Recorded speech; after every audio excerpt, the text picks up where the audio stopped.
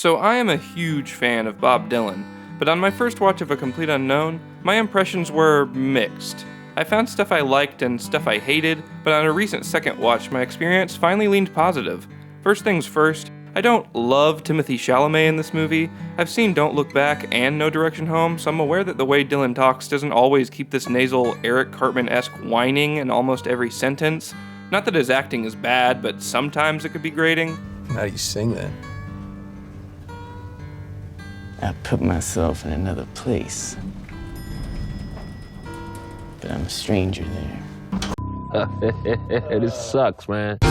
However, something cool about this movie was that all the music was performed live on set rather than overdubbed from a studio session. This made all the performances resonate more organically in the space of each scene, adding to the immersion of the experience. And with the way Timmy sings, I could tell he prioritized the emotions through himself naturally rather than just making it sound like Dylan, resulting in a hybrid voice that goes in and out of what represents both the original man and the next generation of fans who will be singing Dylan's songs. As for the rest of the cast, Monica Barbaro's Joan Baez and Edward Norton's Pete Seeger deliver persuasive renditions of their respective singers' songs and are also great in dramatic scenes. On the other hand, Boyd Holbrook's Johnny Cash is a stale and cheap caricature that I straight up disliked. Not that I expected a remake of Walk the Line or anything, but I still found his voice cartoony at times. But at least his musical sections were good.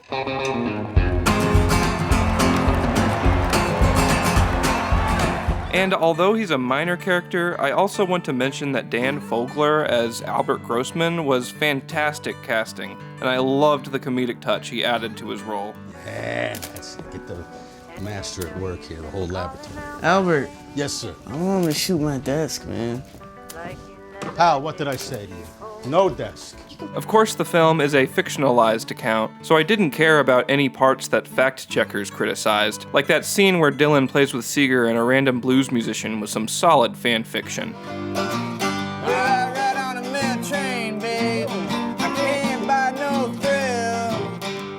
Granted, there were some scenes that may have glazed Dylan too much, like that bit with Girl from the North Country where everyone in the house huddles around him like children and the cutesy kid is like, good start. Hated that, but I appreciated how the film succeeds in setting a world where folk music was important to people and politics. It throws you into the sensation of the first people to find Dylan when he was a 22-year-old nobody who just happened to keep dropping killer songs out of nowhere. Now, something that turned me off the first time I saw this movie was how the moral ambiguity seemed lazy. I thought it lacked a coherent statement about Dylan, like it just drummed up another standard American anti-hero thing.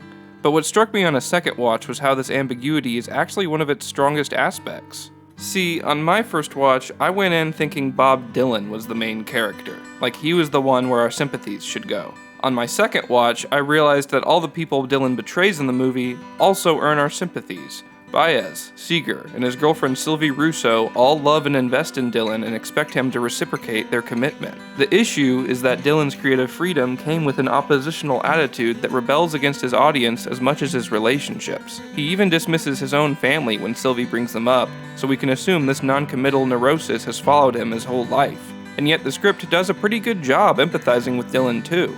He just wants to be whatever he wants to be without anyone's interference. Where the other characters say they want loyalty, Dylan sees as possession, and if escaping that possession means burning every bridge he builds in the runtime, then so be it. The casualties pile up as his legacy grows, and note how dissatisfied he seems in the long run. He doesn't even know why it's important to do what he does or why he feels he has to do it. And by the tone of the last scenes, it seems like Dylan knows his independence came with a serious price. It's not the fans he lost who weigh on his mind, but his friends. He loses Sylvie as his girlfriend. He loses Baez as his muse, and he loses Pete Seeger as a paternal figure. He distances himself physically and emotionally from those he hurt in the end, letting him become the elusive and independent drifter that Woody Guthrie and so many other songwriters have romanticized, for better or for worse. But my personal favorite part of the movie was Edward Norton as Pete Seeger. From the beginning, it is apparent that he and Dylan share a mutual love and respect for each other, and the chemistry in each dialogue between them is believable as this formal and polite relationship between a conservative father and his free-spirited son. It's what makes the conversation the two have before the festival so crushing, as Seeger gently lets on that he doesn't respect the artistic direction Bob is going, and we see how personally this offends Dylan. In fact, it seems like the two become viciously uncomfortable just by being in conflict. I even liked the quiet tension between him and Woody, as Seeger was likely the person who took care of Guthrie the most before Bob came along. But since Dylan has something special that Seeger can't offer, you can see this underlying humiliation in Seeger's face the more Woody shows his preference. No, right, I know. I gotta fix that one. It needs a read. Whoa. We have seen the standard hardship behind the heroics type film over and over about celebrities before, but A Complete Unknown is more warm and multifaceted than that. For Dylan fans, the festival where he went electric is a story told two-dimensionally most of the time, most often in Dylan's favor, so it's appreciated that the film depicts a controversial event with respect to different sides of the story. I'm not sure if this is the Bob Dylan movie his fans have been waiting for, but it definitely exceeded my expectations as just a good movie that happened to be biographical. In the end, I'd recommend it in a 6 out of 10 way, but still, it ended up being better than I thought. This is Colton Basinger. Thanks for watching.